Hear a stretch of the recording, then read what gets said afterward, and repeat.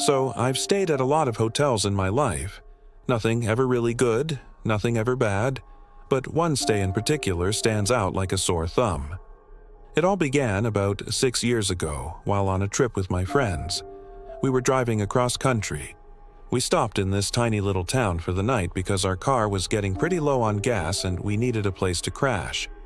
It was well past midnight by the time we found a cheap motel just off the highway. The receptionist was a bit slow.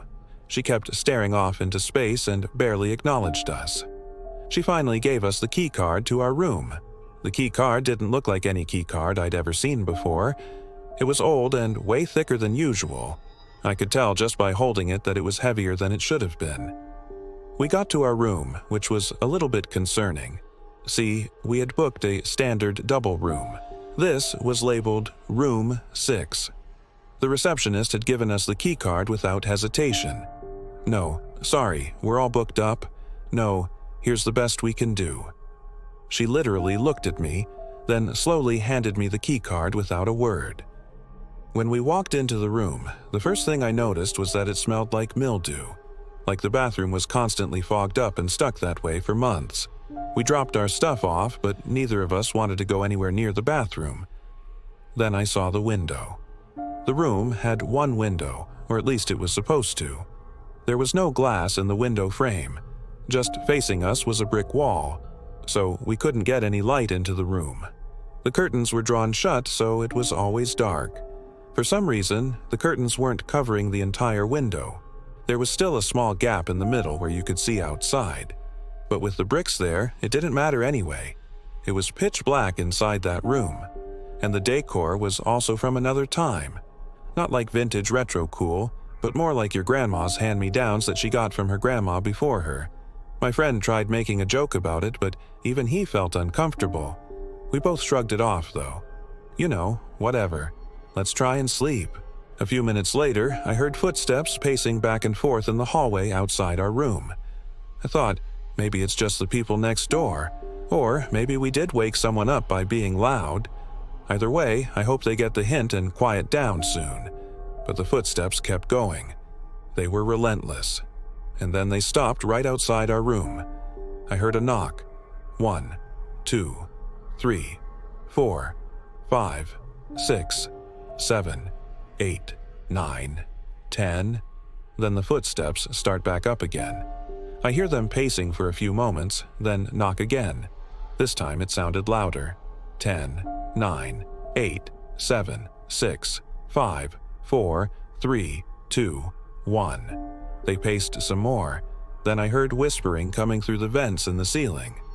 I couldn't make out the words, but it definitely sounded like someone whispering right above me. My friend started freaking out. He said, "Let's call the front desk. Surely they can sort this out. We don't need to deal with this anymore." So he picks up the phone and dials 0. All you hear is dial tone. The line is dead. We could have known something was off about that hotel. When we pulled up, every single review was fake. There wasn't a single real review on that website for miles around. But now, we were stuck. Our only option was to try and sleep with all of these freaky things going on around us. I was lying in bed trying not to think about the tapping and whispering and scratching. Maybe if I just relaxed, I would fall asleep. Then the TV turned on.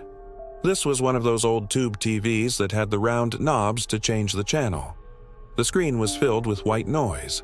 I figured it must be picking up some kind of static. But then the screen cleared and a new image appeared.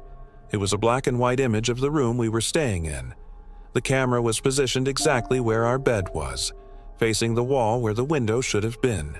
But instead of showing the brick wall, the camera showed a white wall. My friend and I stared at each other in horror. What the heck was this footage? Was this meant to be our room? Why was it showing a white wall? If that wall was white, then why was there a window there? How long had this room actually been used? I mean, how long had it been since somebody had died here? But the scariest part was yet to come. Suddenly, the camera panned up to show the person in the bed. It was me. The TV was showing a live feed of the room. It was broadcasting everything that was going on in there. I was laying on the left side of the bed. In the video, I was laying on the right side of the bed. At first, I didn't think anything of it. You know, different camera angle. But then I noticed something odd. The blanket was pulled all the way up to my chin. But in the camera shot, I was laying there with my mouth wide open, eyes staring blankly upward at the ceiling. Then the TV showed me sleeping. But that wasn't possible. I had only just lain down. I hadn't fallen asleep yet. The screen changed.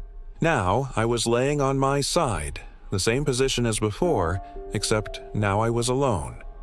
On top of the bed stood a dark figure.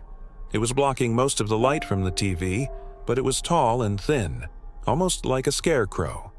Then the TV cut to black. Static filled the screen. I don't know who that was. I don't know how long I sat there frozen in fear watching that TV. I don't know if my friend was still even there with me. I don't know if I even had a friend anymore. I don't know what's real. I don't know what's fake. I don't know why I'm telling you this. All I know is that I got the hell out of that room. I didn't stop running until I was far away from that hotel. I haven't gone back since. Oh God, I gotta go back. We went back to that hotel the next day. We told the cops everything that happened. We showed them the footage on the TV. But when they got there was no room 6. The hallway ended abruptly at a blank wall. There was no room there at all. The manager insisted that room 6 had been removed years ago. He said his father had run the hotel back when room 6 was there. According to him, a couple had died in that room under very mysterious circumstances. The police never found out what had happened, so they closed the case. The whole story was covered up. I asked, "So what happens now?" He said, "What do you mean?" I said, "You know, what happens to the people who die in hotels? Do they haunt the place?" He said, "No, not here. This place has a lot of history, but none of it's tragic. People come and go. Those are just stories. Except for room 6, there's nothing there anymore. I never got my money back for that hotel. Sometimes I think about that room, about what happened in there. I wonder about the couple. I wonder who they were, how they died. I wonder if I'll ever find out." Well, there you have it. Thanks for watching this episode. If you enjoyed it, please consider liking the video and subscribing for more content. And, as always, have a great day.